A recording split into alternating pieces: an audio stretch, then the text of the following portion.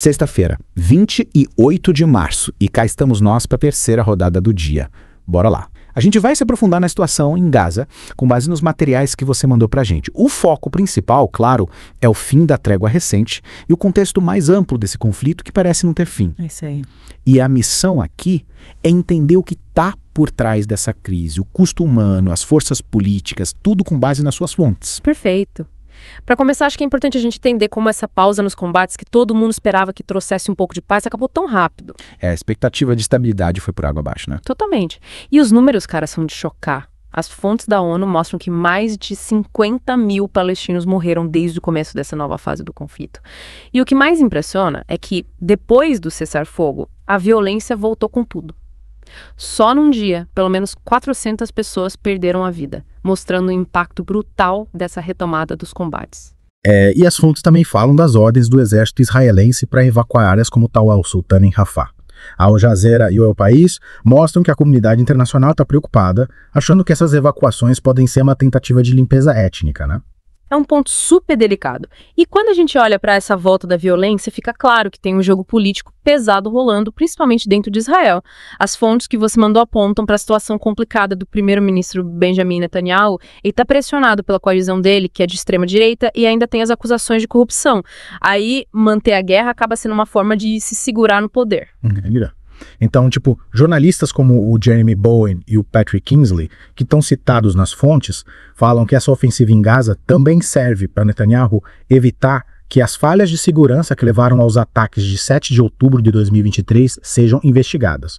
Ou seja, a guerra não seria tanto por causa de uma ameaça externa, mas sim para ele se manter no cargo. Mas e aí as fontes falam se essa estratégia de continuar a guerra está dando certo? Politicamente falando, é um bom negócio para ele. Boa pergunta.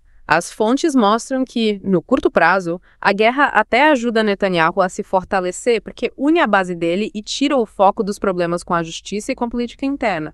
Mas, se o conflito se arrastar sem um plano de saída, ele pode perder apoio dentro e fora de Israel. Sentido. É que nem aquelas empresas que só pensam no lucro imediato e acabam se ferrando lá na frente. Falta visão de longo prazo.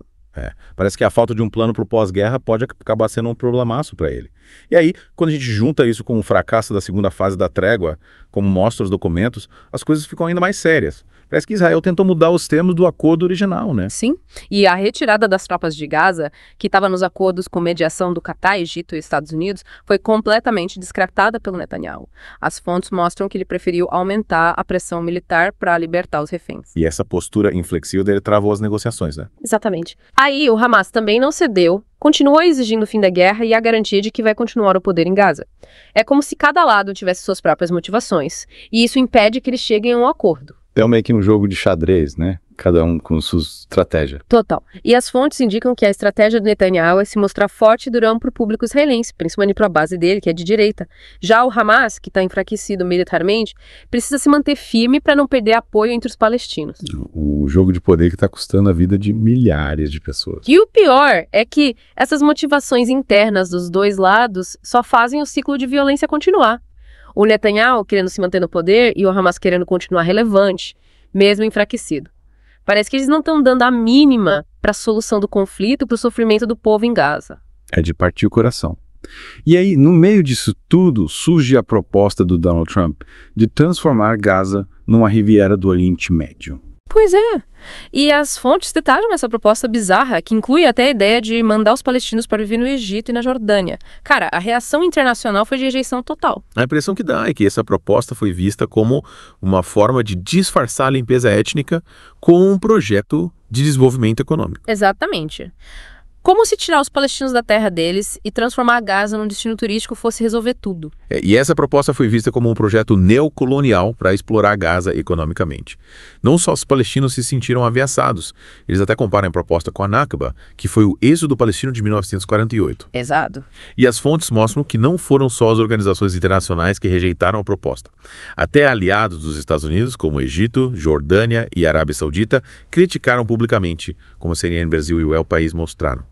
A preocupação é que essa ideia, se fosse colocada em prática, ia desestabilizar ainda mais a região, né? Imagina. Ia ser um caos total. Além de violar os direitos dos palestinos, a proposta ignora completamente as causas do conflito.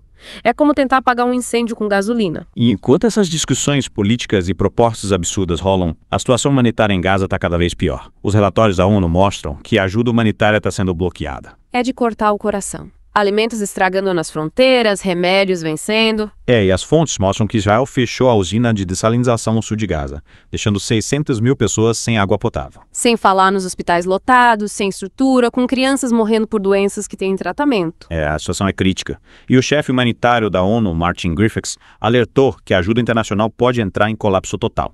A Al Jazeera divulgou que ele está acusando Israel de violar os direitos humanos, os princípios da ONU e as decisões da Corte Internacional de Justiça. É um absurdo. As fontes mostram que as padarias estão fechando, os preços dos alimentos estão subindo absurdamente e o risco de uma fome generalizada é real. E como é que essa ajuda humanitária está sendo bloqueada? As fontes explicam. Sim, tem um monte de restrição e inspeção que atrasam a entrada dos caminhões com ajuda. Tem fila enorme, itens sendo rejeitados sem motivo. Que situação. E os bombardeios constantes e a falta de segurança na região também dificultam a distribuição da ajuda. E aí, com essa tragédia toda acontecendo, as fontes também mostram as diferentes versões sobre quem é o culpado pelo fim do cessar-fogo. O governo israelense, como sempre, culpa o Hamas, né? Mas aí tem analistas, como Leonardo Sakamoto, que mostram um outro lado da história. Ele argumenta que um Estado, como Israel, tem responsabilidades muito maiores do que um grupo armado, como o Hamas. E ele critica Israel por ignorar as leis internacionais, né? Totalmente. A estratégia de Israel de punir toda a população palestina, bombardeando áreas que antes eram consideradas seguras, está sendo vista por muitos como um ato que chega perto de genocídio. E tem base legal para essa crítica? Tem sim. As fontes citam o artigo 33 da 4ª Convenção de Genebra, que proíbe a punição coletiva. A destruição de casas, hospitais, escolas. Tudo isso viola essa lei. Entendi. E as fontes também falam da troca dos corpos dos reféns que morreram, como os irmãos Ariel e Kafir Bibas, e a mãe deles, Shiri. Israel chamou as condições da troca de humilhantes e góticas, né? E aquelas imagens dos caixões com cartazes criticando o Netanyahu foram chocantes. Sem falar na confusão e identificação do corpo. A família Bibas recebeu o corpo errado, o que aumentou ainda mais o sofrimento deles. É terrível. Mas, durante a trégua, teve a libertação de 30 reféns vivos, a entrega de 8 corpos e a soltura de 583 prisioneiros palestinos, segundo a ONU. E nesse período, entrou bastante ajuda humanitária em Gaza e milhares de crianças foram vacinadas contra a poliomielite. Será que isso não mostra que a negociação é o melhor caminho? Sem dúvida. As fontes mostram que a trégua teve resultados positivos, provando que o diálogo pode dar certo. O problema é que, assim que a trégua acabou, a violência voltou. Isso mostra como a desconfiança entre os dois lados é grande. E aí a gente chega no que as fontes chamam de equação insolúvel. Israel não aceita o Hamas no poder. O Hamas não abre mão do controle de Gaza. E as tentativas de outros países árabes de negociar um acordo de paz são rejeitadas por Israel. Parece que ninguém quer ceder. As fontes deixam claro que essa situação não vai se resolver com discurso vazio ou com mais violência. Precisa ter uma mudança radical, coragem política e moral para quebrar esse ciclo de humilhação e dominação que já dura décadas. Não adianta só jogar dinheiro no problema ou tentar resolver tudo na base da força. O povo palestino quer ter seus direitos reconhecidos, quer viver com dignidade. É isso aí. Gaza não é só um lugar para investir, é o lar de milhares de pessoas que estão sofrendo por causa de interesses políticos e da falta de ação da comunidade internacional. As fontes mostram que a gente não pode ficar parado assistindo essa barbárie. A neutralidade, nesse caso, é ser cúmplice da violência. E a grande questão que as fontes deixam para a gente é como a gente, como comunidade global, pode acabar com esse ciclo de violência. O que os países podem fazer para trazer paz e justiça para essa região, levando em conta tudo que a gente viu nos materiais que você mandou. É isso que a gente tem que se perguntar.